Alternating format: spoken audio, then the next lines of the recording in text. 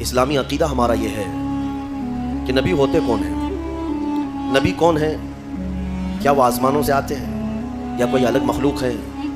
نہیں، بلکہ وہ انسانوں میں سے ہی ہیں، مگر یہ کہ اللہ تعالیٰ ان کو چن لیتا ہے اور پیدائش سے لے کر ان کی وفات تک مولا ان کو ہر عیب سے اور ہر گناہ سے پاک رکھتا ہے۔ اور نبیوں کو ہی معصوم کہا جاتا ہے۔ معصوم کا جو لفظ ہے یہ نبیوں کے لیے ہے اور فرشتوں کے لیے ہے۔ عصمت یہ عربی کا لفظ ہے، لہٰذا ہمارا عقیدہ یہی ہے کہ انبیاء اکرام علیہ السلام معصوم عن الخطا ہوتے ہیں، خطا سے ہمیشہ کے لیے وہ محفوظ ہوتے ہیں۔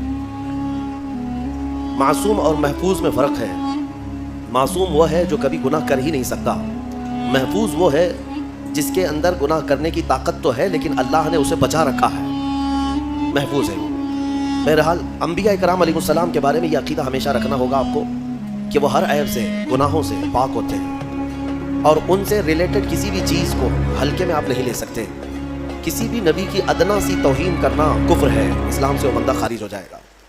انبیاء اکرام علیہ السلام کے متعلق جو عقائد ہیں اس کو میں سرسری طور پر آپ کے سامنے رکھ رہا ہوں۔ نبی جو ہے یہ محنت سے اور عبادت سے نہیں بنتے، پرہیزگار ہو جائے تو نبی بن گئے، بہت زیادہ نمازیں پڑھی، بہت زیادہ اللہ کی بارگاہ میں دعائیں کی تو نبی بن گئے، نہیں۔ نبوت یہ کسب سے، محنت سے ملنے والی چیز نہیں ہے، بلکہ یہ اللہ کی عطا ہے، اور اللہ تعالیٰ نے روحوں میں ہی چن لیا کہ کس کو نبی بنایا جائے گا۔ ابھی دنیا میں آنے سے پہلے ہی جب روحیں ہماری جہاں تھیں، اللہ تعالیٰ نے ان روحوں میں ہی منتخب کر لیا کہ یہ لوگ نبی بنیں گے اور دنیا میں جائیں گے۔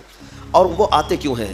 ایک قوم میں کبھی نبی آئے، کبھی ایک خاندان میں آئے، کبھی ایک شہر میں، کبھی ایک ملک میں، جیسی ضرورت رہی ویسے نبی آئے۔ اور نبیوں کا جو کام ہوا کرتا ہے وہ یہی ہے کہ بھولی بھٹکی قوم کو پھر سے اللہ کے راستے پر لے آنا، شرک سے، بت پرستی سے، کفر سے انہیں نجات دینا، اور ایک خدائے وحدہ لا شریک کی عبادت کی طرف انہیں مائل کرنا، یہ نبیوں کا اہم کام۔